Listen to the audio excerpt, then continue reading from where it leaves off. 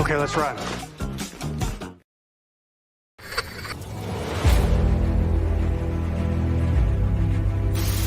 Your mission, should you choose to accept it. It's a quest. It's a quest for fun. Well, The Rock says, why don't we just cut right to the chase? Okay, now he wants to get together. Well, he wants to talk. I want you to do me a favor. I want you to tell all your friends about me. It's showtime, folks! What are you? I'm...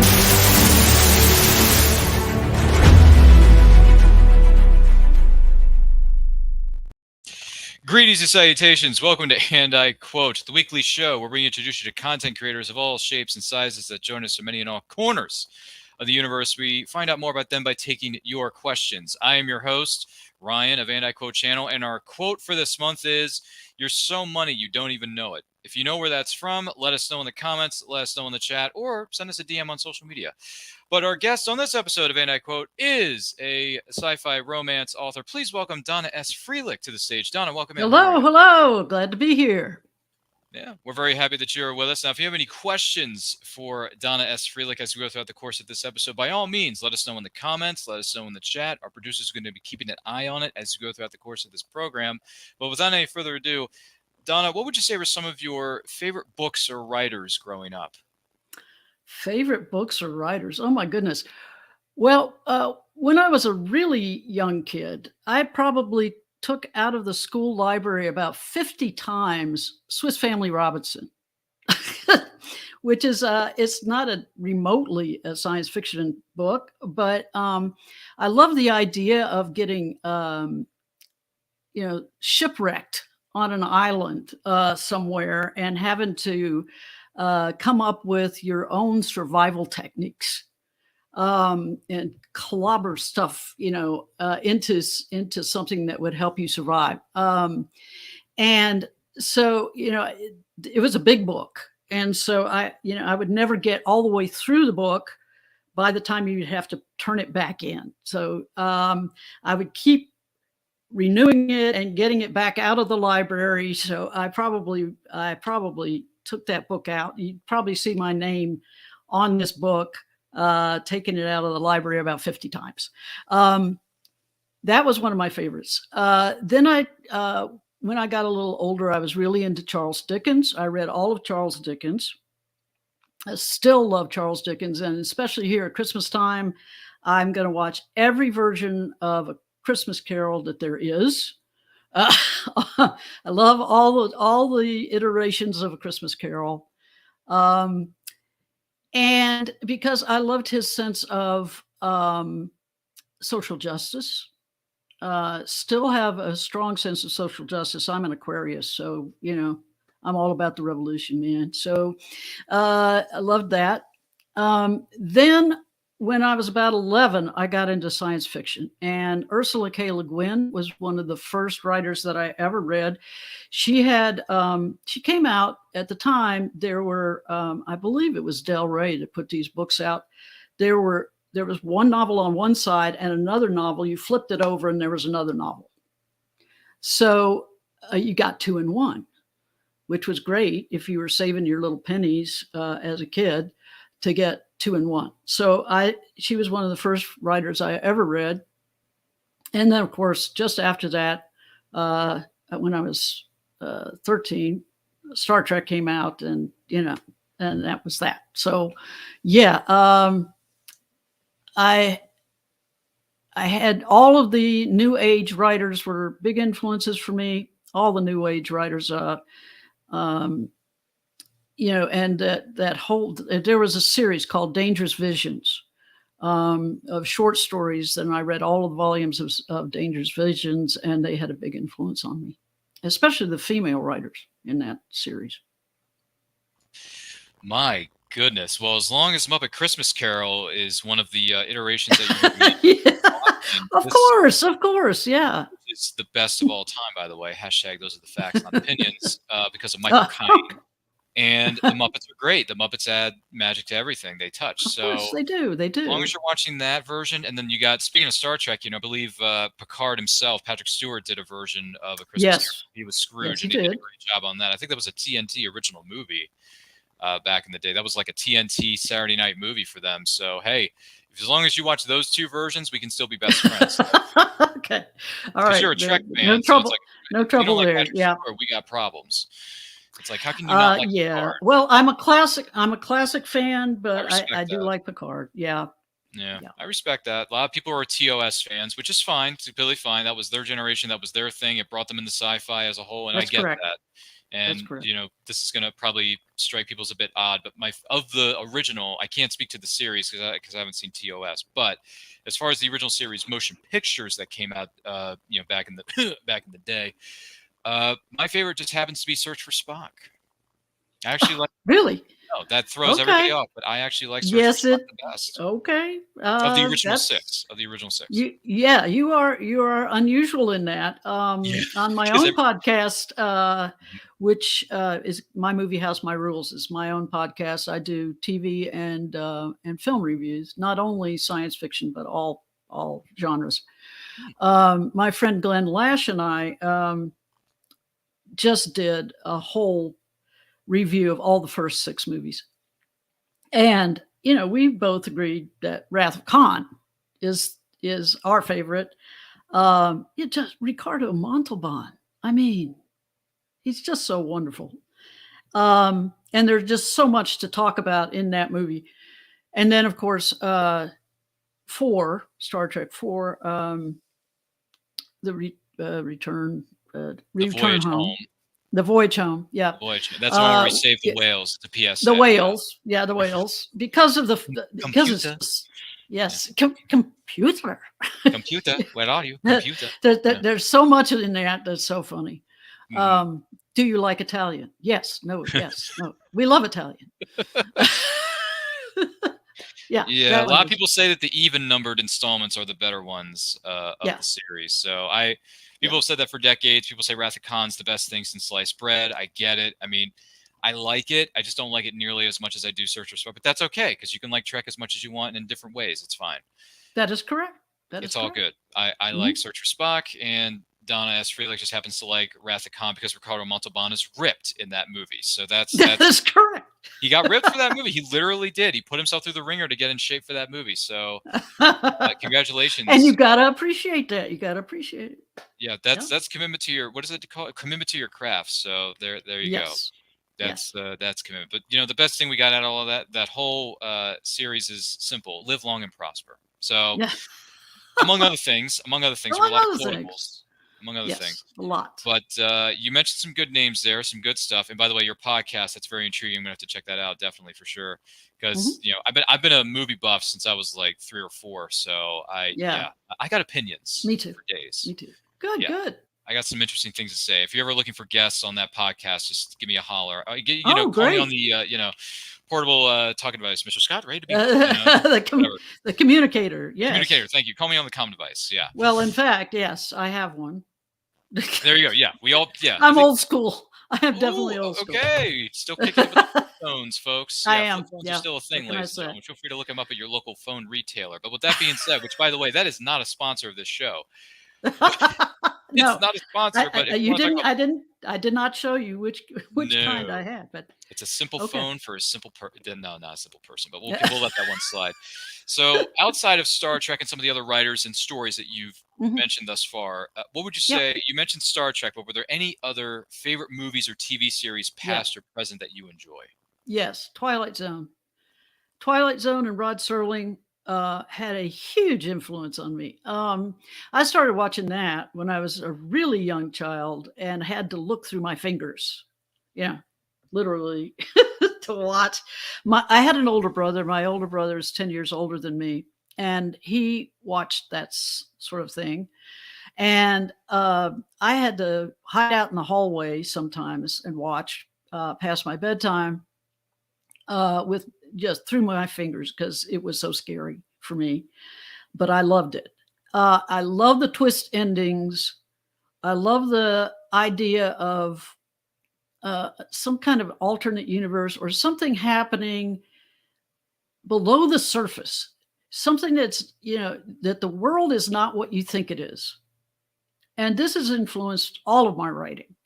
Something is happening that you don't know about.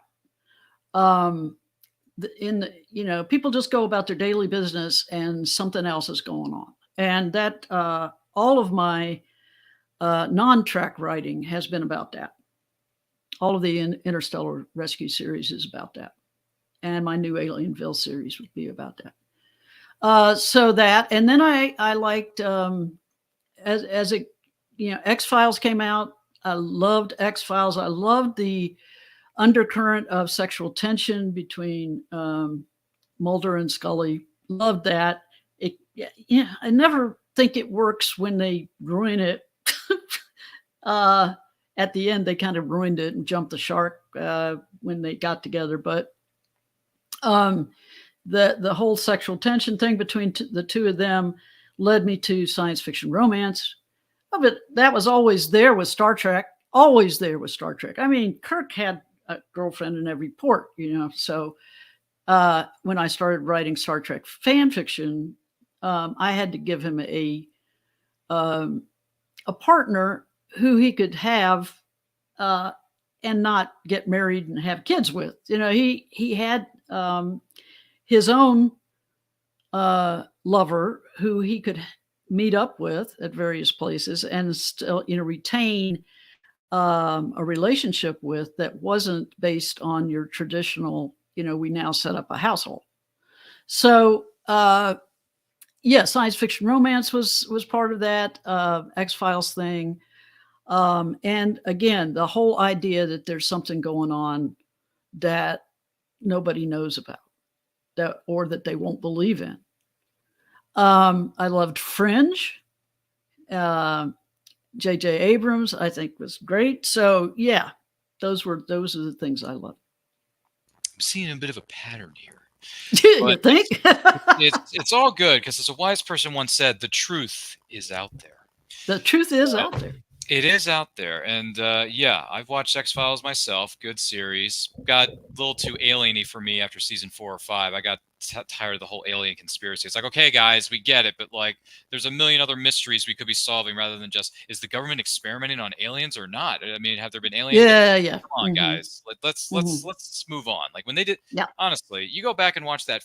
Just the first season of X-Files is ridiculously awesome because they had a different storyline almost every episode. Every time. Mm-hmm. It was a different case, different file, different evidence, whatever.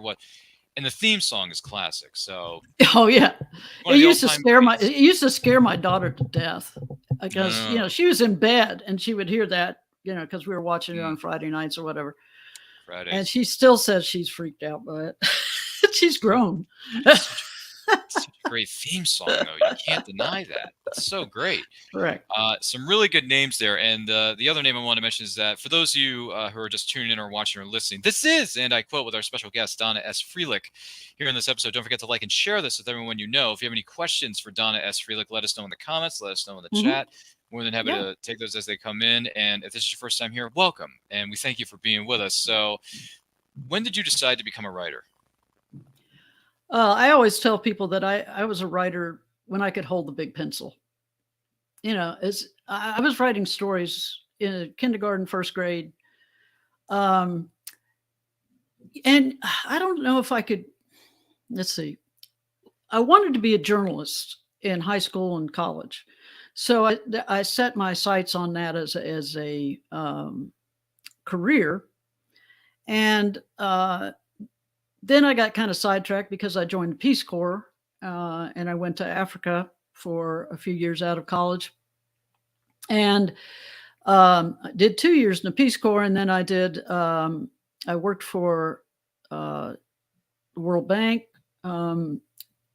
editing a newsletter for field workers. So that was journalistic kind of writing. And then I edited some work for the World Bank, tourism report for the government of the Gambia and the World Bank. And then I came back and worked for Peace Corps headquarters for 6 years. doing editing work and directing an information section of the Peace Corps headquarters. And then I retired. Peace Corps has a policy that you can't work for headquarters for more than 5 years.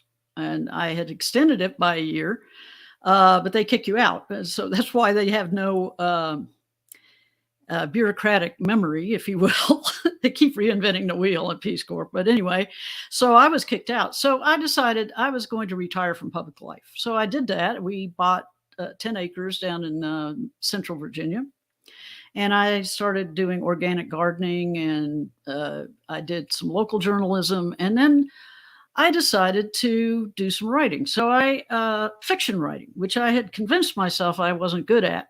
But then I decided, well, okay, maybe I'll try this.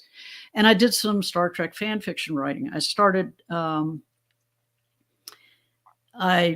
did some novellas, and I tried to, it was actually a novel, and I tried to get it with pocketbooks, and they weren't buying it because guess what? It actually had a progression in it. The characters aren't supposed to change. Pocketbook doesn't like the characters to change. So I figured that out pretty quickly. And then I sought out a fan fiction publisher called Orion Press. Orion Press is no longer around, but it was at the time. And we started selling it at Shore Leave, which you're very familiar with, the largest fan-run convention in the country. And that was about 1990, 91.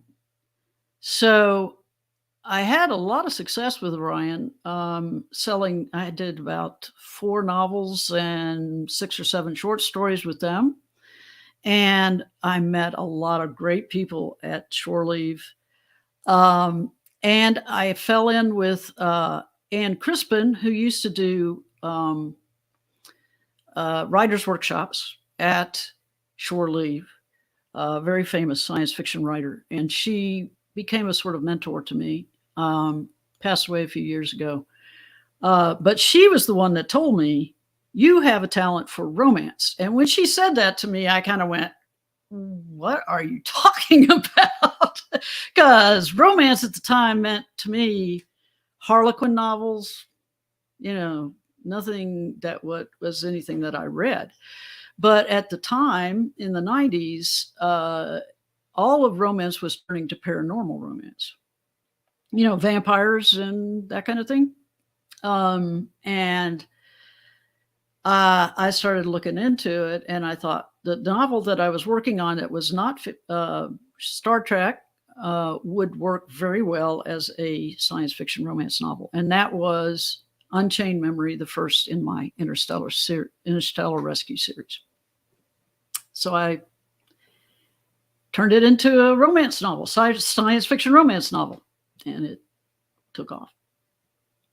All right. That's a heck of a neat, true Hollywood story, ladies and gentlemen. That was, but we thank you for sharing that with us. Do not get me wrong on that front. What would you say are some of the biggest rewards about being a writer? Rewards? I don't know.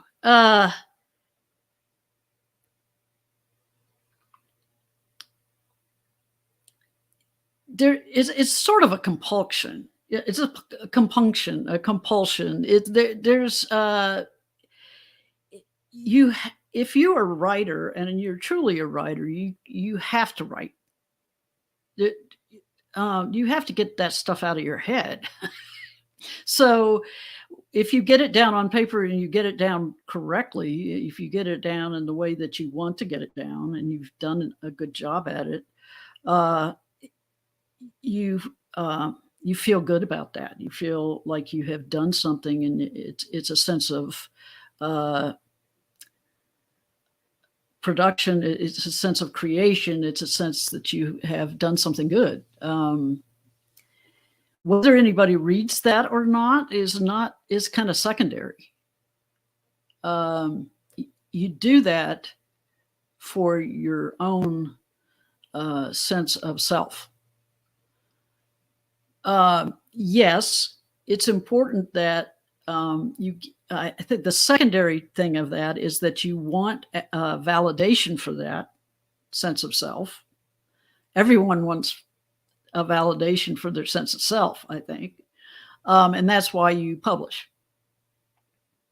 But in the first place, it's that you have to get that stuff out of your head or you might go nuts.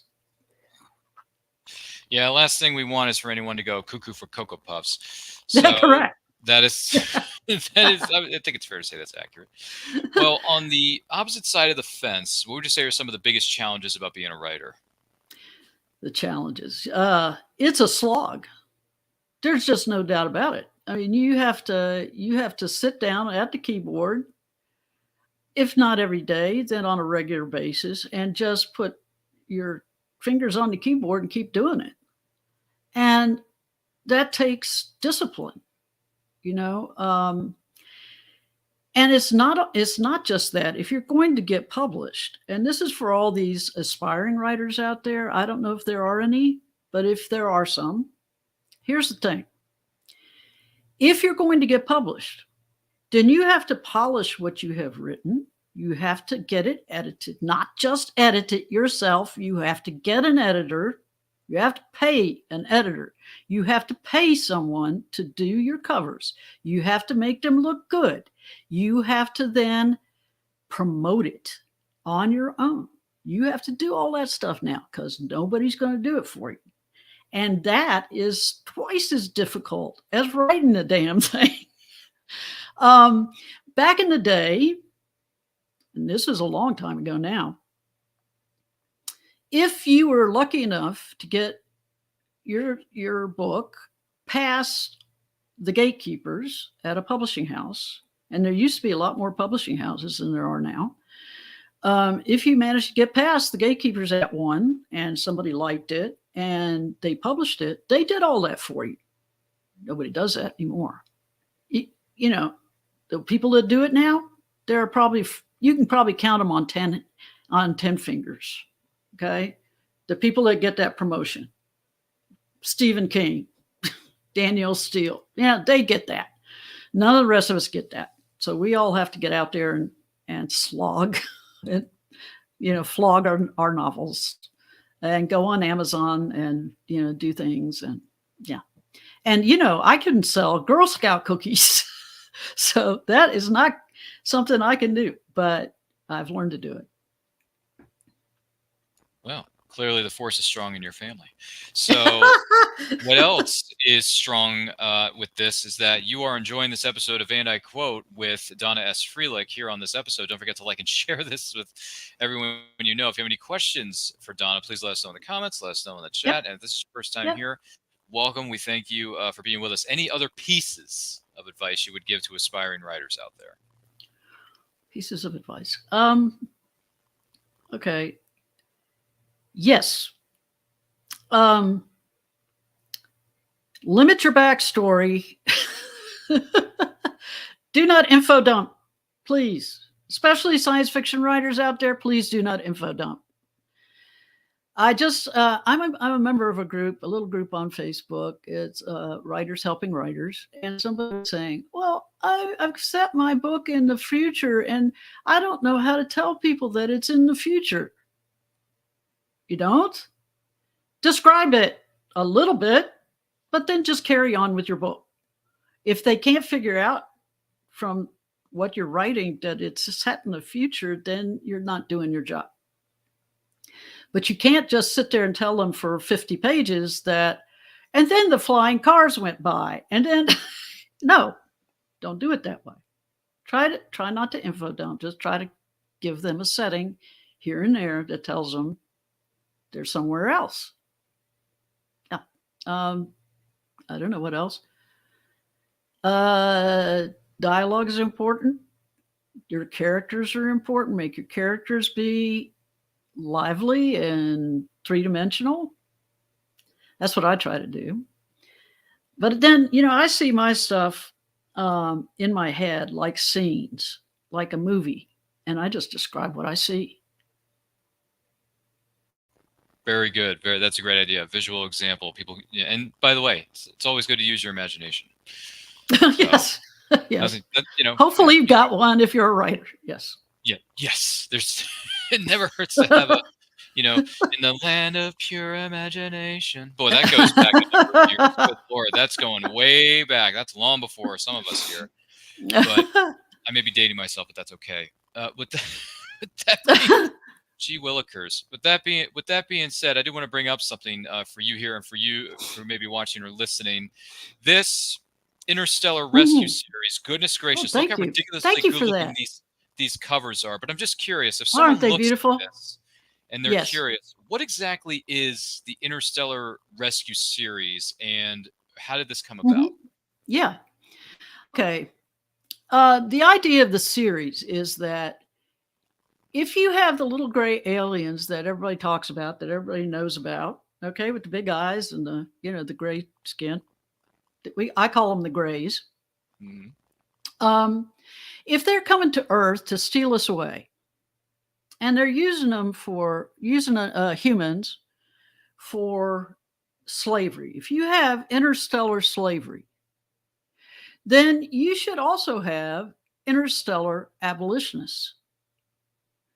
And so the Interstellar Rescue Organization are abolitionists, and they will rescue these people who have been taken and return them to Earth.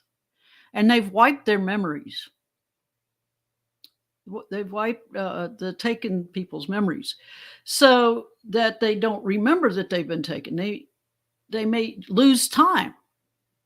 Most of the people who have been taken, and I have, believe it or not, I have run into people who've told me that they have actually been taken. Many people just know that they've lost time. They don't know what happened to them during that time. Some people will have memories, flashes of memory of things that happened to them. A lot of the time it's negative. You know, they've been probed, they've been examined, things have happened to them that are horrible, but they only have flashes of memory. These are, according to my Interstellar Rescue books, these are people whose memories are starting to come back. The mind wipe has not worked for them, it's starting to come back. And in the very first book in my series, the heroine, Asia, has been taken. She's lost 3 hours of time. In that 3 hours of time, something horrible has happened here on Earth. And she needs to know what has happened to that 3 hours of time because, you know, something horrible has happened here. She needs to know where she was during that time. So she goes to a psychiatrist who is the hero of the book to help her regain those 3 hours. And in that, she finds out that she's been taken by aliens. And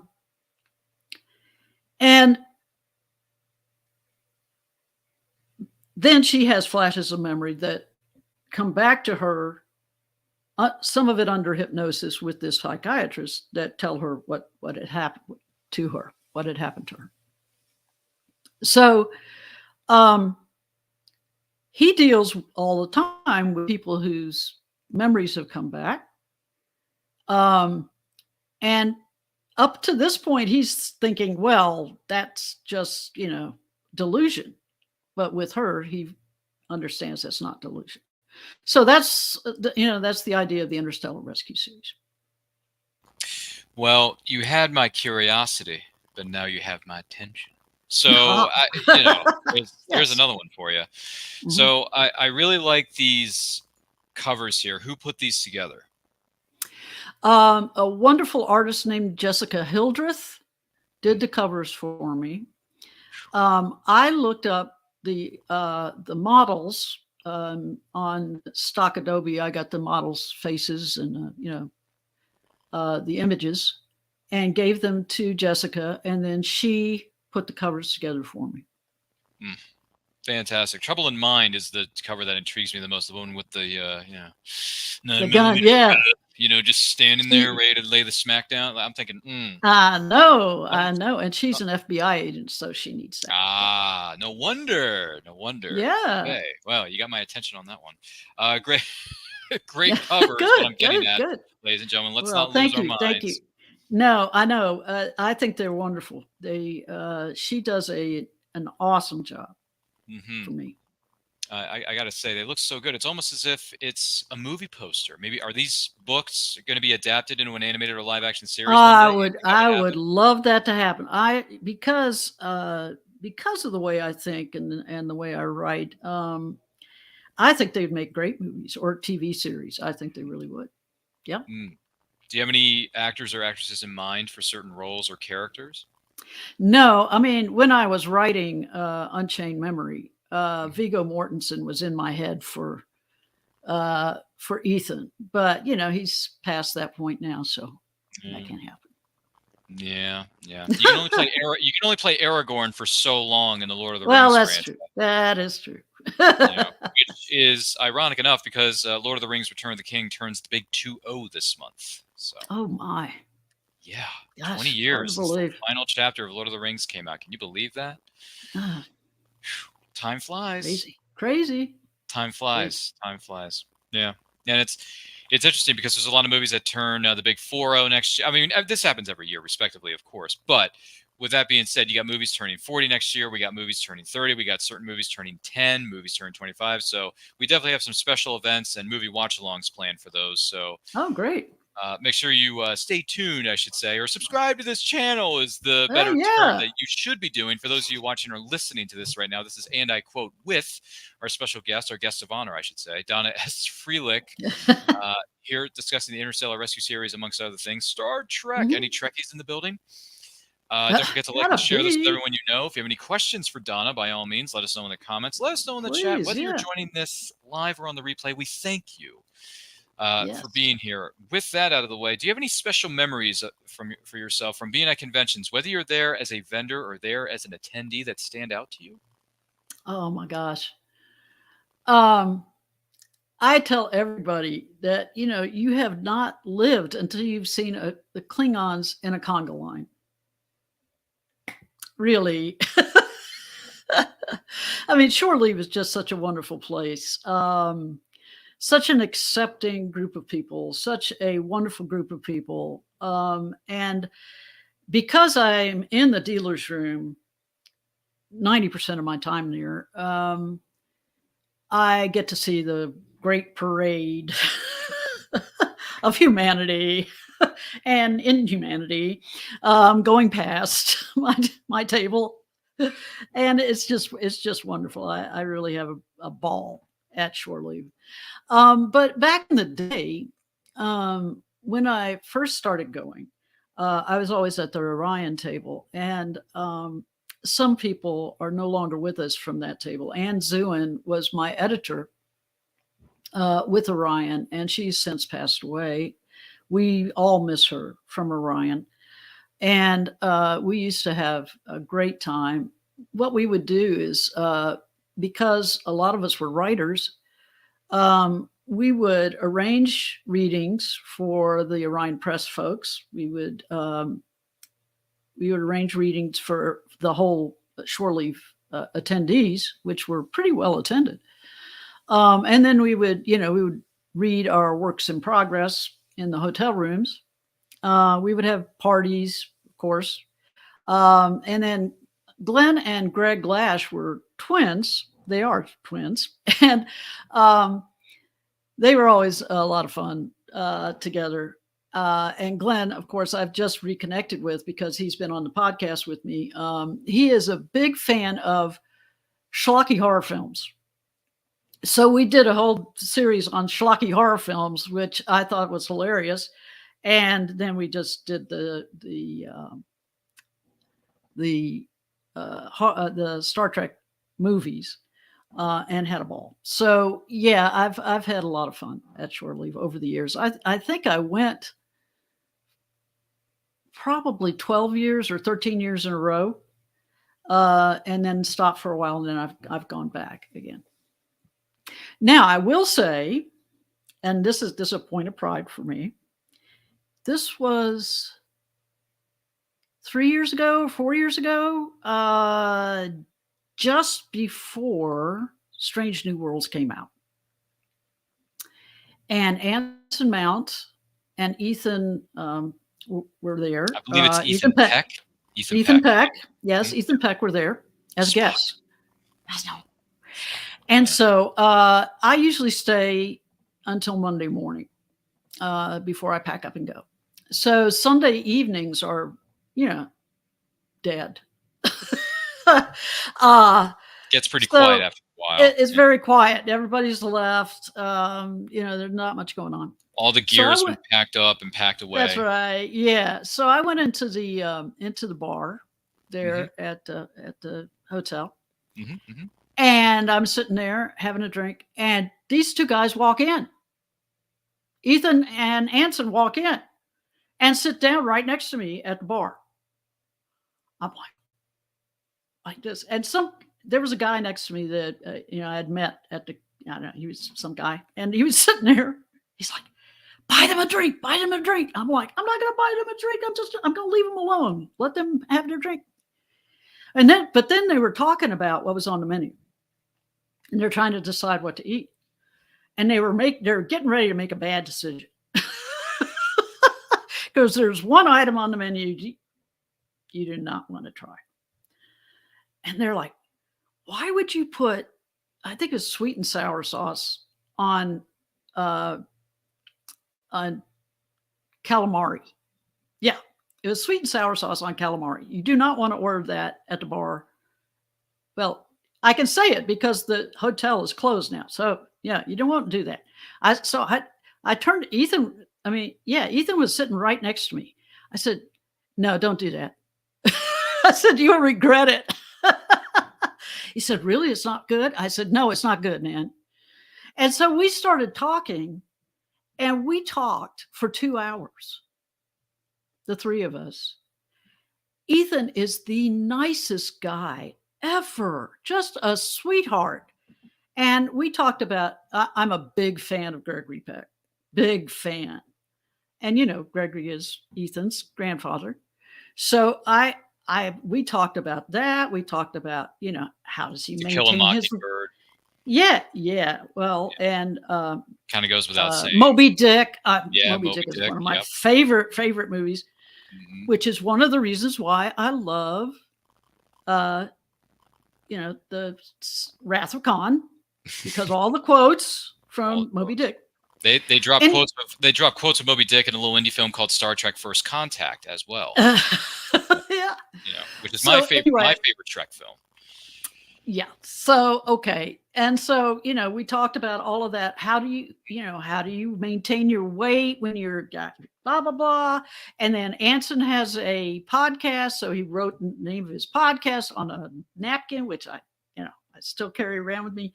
So yeah, we had a ball. That was my claim to fame. Wow. That's pretty extraordinary there, just as the show is getting its feet wet and becoming a big sensation on the streaming services as well as for Star Trek fans around the globe. And I've known Anson professionally for years. I mean, he was kicking it on NBC drama's Conviction. He made appearances on Law & Order. He made appearances on Smallville, my favorite show of all time. And he was also the lead actor on AMC's Western drama Hell on Wheels, which I think is loved Hell on Wheels. I've been a fan of his since Hell on Wheels. By the way, that's a criminally underrated show. I believe so. Hell on Wheels is great. If you're a fan of Westerns of any sort of fashion, please sit down and watch all 5 seasons. Oh my God, yes. It's great. With Common was awesome on that. Yep. I mean, he was, granted, he did films and other appearances before that show came on the air, respectively, of course, but he was great in the film Wanted, which I think is another criminally underrated movie, Wanted, based off the comic book of the same name with James McAvoy. I mean, the guy ended up playing young Professor Xavier years later. Who'd have thunk? So, and Anson Mount's been a, excuse my language here for just a moment, badass for a very long time. So, the characters he's portrayed on national television. So, yes. Well done, Anson. You've moved up the corporate ladder. I mean, look what you've done. You've gone from, appearances here and there to being a regular on Hell on Wheels, and then you get up and go up into space with all those people, called Star Trek. So, you're rocking it and shocking it. He's got his podcast. I believe it's called The Well. So, you got that going on for you. So, well done, Anson. Maybe we'll have to have you here on the virtual set of And I Quote one day. That would be nice. Anson Mount. That would be awesome. Yeah. That would be great. I'd like to pick his brain about Hell on Wheels because that's a criminally underrated show, in my opinion. Yes. But I agree with you. That's awesome that you got to hang out and spend some time with two of the biggest stars in streaming television right now. So well done. And for those of you wondering what the Bantha fodder is going on, this is And I Quote with the guest of honor, Donna S. Frelick, who's best friends with Ethan Peck and Anson Mount. Here on this episode. Don't forget to. Well, I was for, 2 hours. A good portion of our time. Don't forget to like and share this with everyone you know. If you have any questions for Donna, let us know in the comments. Let us know in the chat. Whether you're joining this live or on the replay, we thank you for being here. That is definitely the honest truth. Yes. And I do want to let you know that this episode and every episode of And I Quote is indeed powered by our friends over there at Poddex. Now, Poddex are what is known as unique interview questions, an episode starting prompts located in the palm of your very own hand. So whether you are a new podcaster or existing broadcaster, such as our guest of honor, Donna S. Frelick, looking to grow your audience or get more engagement, you're going to want to check out our friends over there at poddex.com. Make sure you use that promo code RYAN10. That's Ryan10 for 10% off your first order. Don't miss out on that opportunity, my friends. So Poddex wants to know, Donna, whom do you secretly envy? Whom do I secretly envy? Could be anybody. Wow. Oh, I don't give that a lot of thought, tell you the truth. Well,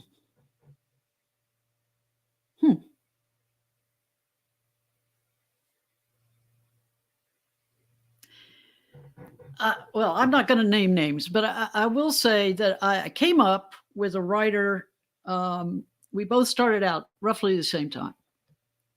And she has had a lot of success with her writing. She has been with a major publisher since we came up. Basically, she got a publishing contract, a traditional publishing contract, and she's been with that traditional publisher the whole time. And I've struggled to find, I was with a traditional publisher for a short time, and then my agent and / publisher just went off the deep end, and I had to start all over basically as a self-published writer. And I'm, in a way, I'm glad of that. I'm glad to be a self-published writer at this point. But my friend has had a lot of success, and I am happy for her to have all that success. But, in some ways you kind of go, well, gee, I wish I had that kind of support sometimes. But she's doing quite well, and happy to have her do quite well. She's a wonderful person, and I wish her all the best success in the world. But sometimes you just kind of go, gee, how'd that happen? Didn't happen for me. But yes, secretly envy. Won't mention names. All good with all good. No problems here, folks. So was there something that you asked for repeatedly as a child, but you were always told the word no? Yes. I always wanted to go to summer camp. I wanted to go to summer camp. That whole Swiss Family Robinson thing. I wanted to go to summer camp, and I was always told no. My mom was a single mom. She couldn't afford it. And I understand that now. I didn't understand it as a kid. And especially since my brother got to go. My younger brother got to go. So evidently that was a thing that guys could do, but not girls. And I think probably that my brother got some help because he was in the Boy Scouts, and he probably got some help from somewhere so that he could go. But I never got to go. And I always asked every year, because the Girl Scouts would come to my school and present this film about Camp Sycamore, the Girl Scout camp. And I would go home to my mom and go, I want to go to Camp Sycamore. And I always got a no. So, but now I live in the country. I live in the mountains of West Virginia, Western North Carolina, and I might as well be at camp. So, gotcha. Wanted to go to I Camp make things happen for me. There you go. I wanted to go to Camp Sycamore. Unfortunately, that didn't work out, but you still ended up in the mountains somewhere, and you're out in the country doing Lord knows what. And you got your own little summer camp right in your own backyard. Folks, we're down here in the country. We got everything back here. Deer and everything. Yeah, deers and bunnies and deers and bunnies and everything. It's like a remake of that little film called Bambi, except no one dies at the end or the beginning like Bambi's mother did. So I'm just saying, right. We don't believe in killing the parents off in every Disney film that's ever been made in the history of cinema. For Pete's sake, do you have to kill off the parents? Come on now. I don't know. Disney had a thing. Yeah, they wanted to induce childhood trauma for some of us, anyway. I can't speak for everybody. I haven't seen Bambi in like forever. My gosh, man, it's been forever since I've seen. But I know the storyline. I get the characters. I mean, I remember this one character that stood out to me. My name Thumper. I remember. Remember that one? I remember Thumper. Yes. Yes. That's the rabbit. That's a really quick-witted character there. So my name Thumper. You want to go on an adventure? And then just thumping along. So nothing to see here. Nothing to see. So with the. Gosh, we're going on a tangent here, but anyway, aside we just from took a left, we zigged when we should have zagged. Yeah. So aside from our love of whether it's being up in the mountains, taking hikes, doing whatever it is to let our imaginations run wild, and living in our own personal summer camp right in our own backyard. Correct. What upcoming life event are you excited about? Life event. Could be anything. Could be anything.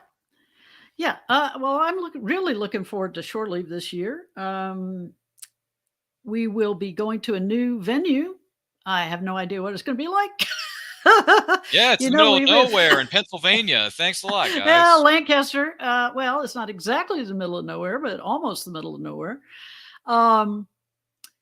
It's pretty close to where my sister-in-law lives in Carlisle, Pennsylvania. And not too far from Lancaster, which is probably close to Intercourse, Pennsylvania. I spent a Christmas in Intercourse one time. That's another story for another time. I am looking forward to Shore Leave. I'm hoping to have this new book, the first book in my Alienville series, which I'm thinking to call Lost Holler, ready for that Shore Leave. So I'm working hard so I can have that ready by that time. So that's what I'm really looking forward to. Rock on. And yeah, we've mentioned it quite a bit on this show known as And I Quote, as well as our channel. So feel free to look at more information about Shore Leave at www.shore-leave.com. Find out more information on where to get tickets. Also, they have moved to a new venue in what is known as Lancaster, Pennsylvania. So make sure you get all the information at the website. Check them out. It's a great show. We've also covered the event the last few years. We got some vlogs and some special videos of our coverage of Shore Leave. I believe it was 42 and 43. So make sure you check out those videos on our channel, which is at And I Quote channel. All the links are located in the description below. So you're welcome. Free plug, Shore Leave. We love you. Because Shore Leave's a great show. We've been to it numerous times. Absolutely. So we've made some good friends, good connections there, and you can make a new friend too. So make sure you check them out at www.shore-leave.com for more information. It's going to be in the month of July of 2024. So make sure you check out more information about that there. Have you ever had a roommate? And if so, what did you hate about it? This is going back a little bit. Okay, that was out of the blue. Yes, I had a roommate in college, briefly. I was pretty lucky in college. I was mostly in singles in college. But I did have a roommate, and we got along just fine. For the most part, the only thing I didn't like about it was that it's just the privacy thing. I'm an introvert and I have to recharge. So, if there's somebody around all the time, I can't completely recharge. So, it's like one of those batteries that doesn't go all the way down and then you have to recharge again. So yeah, it was hard for me. Gotcha. Understandable. Hey, Poddex, they like to be creative with these questions. So you got to give it up to our friends Okay. at All right. poddex.com. It's, they wrote the questions. I'm just presenting them to the person I'm interviewing, or Okay. maybe you who are watching or listening to this. If you want to answer these questions presented by Poddex, Please. Yeah. Just let come us know on. let us know in the comments. Let us know in the chat. We're more than happy to hear what you have to say about those, respectively. But which actor or actress would play you in what is known as a documentary? Which actor or actress? Gosh.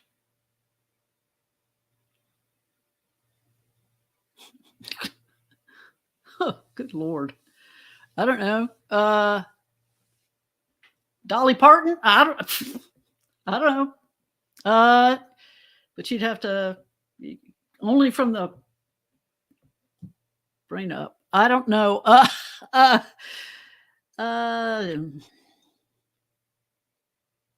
Gosh. Tilda Swinton? I have no clue. I don't think about things like that. It's all right. These questions are just meant to be fun. So I know. I got no idea. there you go. Tilda Swinton. If I remember correctly, she's played numerous characters in her career. Don't get me wrong, but she played the White Witch in the Chronicles of Narnia franchise that came out about 15, Okay. 20 years ago. So, which I think I just saw her in as an something like actress. she was in. Okay, I just watched this really stupid movie last night, which Oh boy. with Julia Roberts Mhm. and Ethan Hawke. I think Tilda was in that very briefly. Oh She was my, that's an yeah. all-star cast. It is. It was a great cast. Kevin Bacon was in it. 6 Degrees if Kevin Bacon was in this? Oh my gosh. Yes, he was, and Mahershala Ali was in it. He's a And oh my it was yes, and what it was movie on was Netflix. this? It's What movie called Getting Away from the World, or Oh something like that. yeah, that's a new one, I believe, on the streaming service. Yes, but it made no sense. Made no sense. No sense. Oh, Not no. internally, not externally, and So it was then disappointing. it had a really dumb ending. So It had a horrible ending. So and it it was was just a 2.5 bad movie all hours around. long. Yeah. Wow. So no. Wow. That But I was a think bad Tilda day at the Swinton. office for Hollywood. Is that what Yes. you're trying to tell us? Is that It's like, you know what? I know the writer's strike, but come on. wow? That's a Wow. great I know. cast too. That's an accomplished. I know it's a cast total right waste. there. Total waste of people. It was horrible. That's the sad thing, sometimes they put a great cast together, but the material just isn't great, and the film ends up suffering because of it, because of the material. Not so much the actor's fault, but it's the writing and directing and whatever else Yeah. going on behind closed doors. Perfect example of this. I saw a movie a couple years ago. This is long before the lockdown. It was called Serenity, and I'm not talking about the movie that's a spinoff of Firefly. I'm not talking about that. Oh, okay. This is called Serenity with Matthew McConaughey. Everyone knows who that is. Yes. All right. Yeah. You got McConaughey, you got Anne Hathaway, you got Jason Clarke, who's an accomplished actor, and was it Jason Clarke? Yeah, and there was a few other actors in there too, for good measure. It just went completely off the rails. About 45 and about halfway through the movie, it went completely off the rails, and I'm thinking, what a waste of my time this is. This is terrible. It's a great cast. Great cast. Yeah. And the trailer was good too. But then again, we've seen great trailers for horrible movies, and we've seen horrible trailers that actually turn out to be great movies. So we've all been there, ladies and gentlemen. Yes, It's happening in marketing. Yes. We Lord knows we can do an episode about movie trailers that could be good for your podcast. That's something you want to dive into at some point or another, because movies are great to talk about, but let's talk about how great or how terrible certain trailers can be, but then the movie ends up being a completely different thing. It's almost like night and day.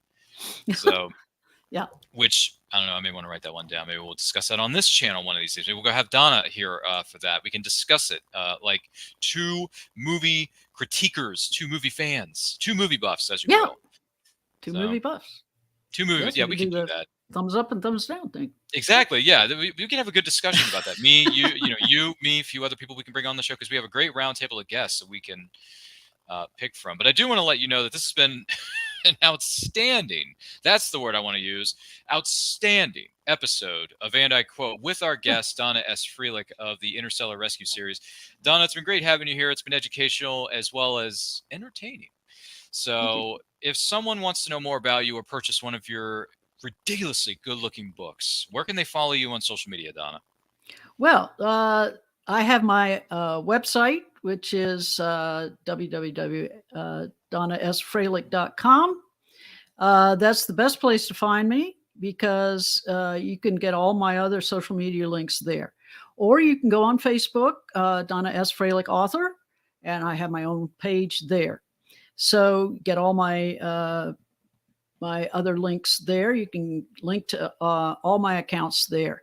I've just recently gone on Mastodon. So if you're on Mastodon, you can find me at either Donna Frelick or on Mastodon Social at Donna S. Frelick Author. I am no longer on the evil Elon Musk's Twitter. So you have to find me on Mastodon. Those are the best places. If you want to go directly and buy my books, I am on Amazon. You can find the Interstellar Rescue series as a series and go to individual book links from the series link under Donna S. Frelick as an author. Okay? Absolutely. Thank you so much for being here with us, Donna. It's been great having you here. My name is Ryan of And I Quote Channel. You can follow me on Twitter and Instagram at RyanRPM5. Also, check out all our links in the description below to follow Donna S. Frelick, myself, and all the incredible things we got going on here at the channel because we are this close to hitting the magic number of 1,000 subscribers. And once we do, we're going to throw a great big live stream celebration that's going to include returning guests, some surprises, and some special giveaways that you, our incredible fans/subscribers, could win, which include 11x17 prints provided by our good friend known as the Art of John Pinto on Instagram and Facebook, including Star Trek Strange New Worlds. Whoa, you can end up winning this. Yeah, taking it home with you. We're going to send it directly to you. You can hang it up in your office space and your home or, wherever you are. Also, if you're a fan of the War in the Stars, also known as Star Wars, which I'm a fan of too, Donna. You can get this one here. You can get Lord Vader can be hung up on your wall. He can give you inspiration when you're going through a dark time, even though he kind of works for the bad guys. Also, if you're a fan of this property that just turned the big 6-0, Doctor Who, you can end up winning this as well. Look at all those doctors. Oh my gosh. You win that and send that. I know exactly. It's a plethora. It's a plethora of doctors. So if you want to win that and turn to your neighbor and say, "Hello, sweetie," you gotta follow us on social media. Help us reach that number before the end of the year. Help us reach 1,000. It'd be great. Also, if you want to support this show as well as this channel in any way, shape, or form, check out our Buy Me a Coffee link. It's in the description below. You can buy us a pizza in our case because we like pizza. Yeah. Ninja Turtles like pizza. And guess what? So does And I Quote Channel. Support the show, spare a slice while supporting us content creators. You can find the link in below, as well as in our bios on our Instagram and other social media handles. Also, it's the holiday season, so treat yourself or treat your friend, your neighbor, your coworker, your friend, or your family member, I should say, to some merch. We got some great merch, including T-shirts. We got hoodies. We got coffee mugs. We got stickers. We have greeting cards. I know, right? Greeting cards, postcards, whatever your heart may desire for And I Quote merch. It's all available to you right now. So check out the links in our social media for that. Also, if you're a fan of the War in the Stars, also known as Star Wars, nothing but Star Wars. Nerdy Cantina is on Tuesday nights at 8 p.m. EST. We're going to have special guests. We're going to be discussing Star Wars. Why? Because we like Star Wars. And it's fun to have discussions about those sort of things. So why don't you join in on the conversation? Drop the questions, drop the thoughts, feelings, whatever it is. You must feel the force around you. And you can feel it on Tuesdays at 8 p.m. Eastern time. Because as a wise person once said, do or do not. There is just no try. No try. So thank you for being here. Don't forget to like, comment, share, subscribe, ring that bell to be notified when our new videos go up or they go live. And remember, life is better when reading. Take a look. Famous Faces and Funnies in Melbourne, Florida is leading the way in pop culture fun. From comic books and graphic novels to Funko Pops and collector's items, Famous Faces and Funnies has it all. Rick Shea and the professional team at Famous Faces and Funnies are friendly and knowledgeable. Whether you're looking for toys, props, collector treasures, or a new comic book, Famous Faces and Funnies is your one-stop shop. To find Famous Faces and Funnies on Facebook and Twitter, just type at FFF Comics. Author Cindy Kep is writing on the edge. Books include Remnant in the Stars, The Loudest Actions, Lines of Succession, Mindstorm,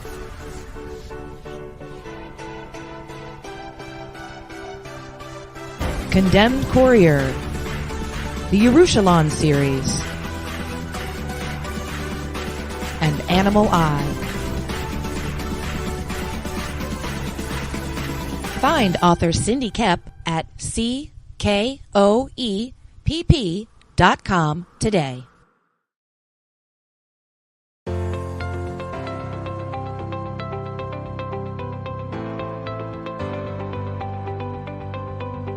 You've worked hard and written a great book. Now it's time to give it a great cover.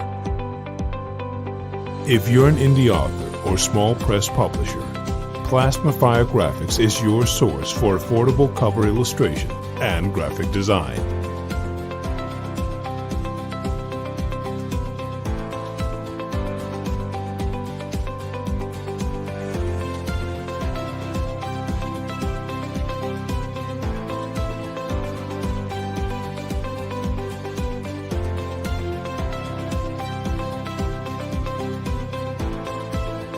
Plasma Fire Graphics, when the look of your book matters to you.